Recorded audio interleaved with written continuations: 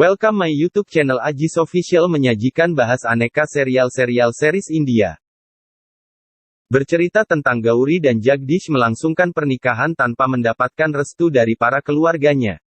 Pada episode sebelumnya Gauri mengetahui jika Jagdish telah menikah dan menyamarkan identitasnya selama ini.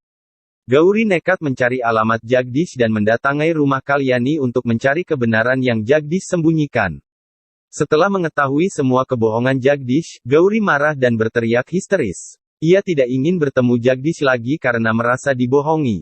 Sementara itu Jagdish hampir putus asa mencari alamat Gauri di desa dan ia ingin meminta maaf serta menjelaskan kepada Gauri tentang permasalahan yang membuat Gauri merasa dibohongi. Gauri masuk kamar dan membanting dirinya di tempat tidur, ia menangis sejadinya mengingat kebohongan Jagdish. Orang tuanya mengetuk pintu kamar, ia keluar dengan wajah lusuh. Singkat cerita Jagdish akhirnya sampai di rumah Gauri, ia memanggil-manggil Gauri namun Gauri tak bergeming. Jagdish dengan keras kepala berdiri di luar rumah Gauri dengan rasa bersalahnya. Hujan pun turun, Jagdish semalaman berdiam diri di luar di bawah hujan yang deras. Gauri menjadi khawatir dan keesokannya ia pun mengajak Jagdish masuk berbicara di dalam. Jagdish pun memutuskan ingin menikahi Gauri sebagai bentuk keseriusan darinya dan orang tua Gauri pun sepakat untuk menikahkan Gauri dan Jagdish walaupun tanpa kehadiran keluarganya. Akhirnya pernikahan Jagdish dan Gauri pun terjadi, Jagdish nampak bahagia begitu pula dengan Gauri senyum lebar merekah dari bibir mereka. Jagdish dan Gauri memasuki kamar mereka, Gauri meminta sesuatu pada Jagdish sebagai hadiah pernikahan mereka dan Jagdish antusias dengan permintaan tersebut. Jagdish, aku hanya menginginkan satu hal, tolong bawa aku menemui keluargamu, aku tidak ingin hubungan pernikahan ini diawali dengan kebohongan, aku mohon Jagdish, pinta Gauri sambil menangis. Jagdish berpikir panjang, ia dalam dilema besar namun rasa cintanya terhadap Gauri mengalahkan keraguannya. Ia pun setuju membawa Gauri masuk ke rumah besar tersebut. Satu sisi Anandi menangis, ia mendapatkan firasat buruk saat melihat sari yang diberikan Jagdish sobek saat ia memegangnya. Anandi bersama keluarga yang lainnya tengah melakukan puja, tiba-tiba Jagdish terlihat menggandeng tangan Gauri masuk ke dalam rumah tersebut tanpa rasa canggung. Semua orang terkejut dan Anandi meneteskan air mata. Terjadi keributan yang amat besar. Semua orang menyalahkan Jagdish terutama ibunya sedangkan Anandi hanya terdiam membisu menatap suaminya dengan mata menangis.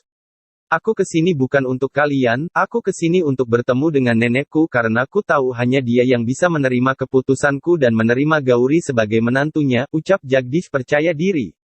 Nenek Kalyani tersenyum dan melangkah maju menuju Jagdish. Ia tiba-tiba menamparkan Jagdish dengan kerasnya. Semua orang terkejut menyaksikan itu. Jagdish ditarik Kalyani untuk menatap Anandi dan menyaksikan bahwa Anandi satu-satunya menantu bagi Kalyani.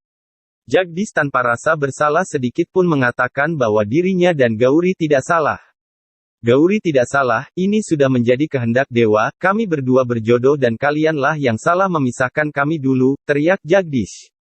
Bibi Gehna pun berteriak dan untuk pertama kalinya ia berani mengeluarkan kata-katanya. Memang kamu tidak salah, tapi paling tidak kau tidak akan melakukan pernikahan dengan berbohong pada kami, paling tidak beritahu kami, kau sama sekali tidak ada menghargai keluargamu sedikit pun, kata Bibi Gehna menahan tangisnya.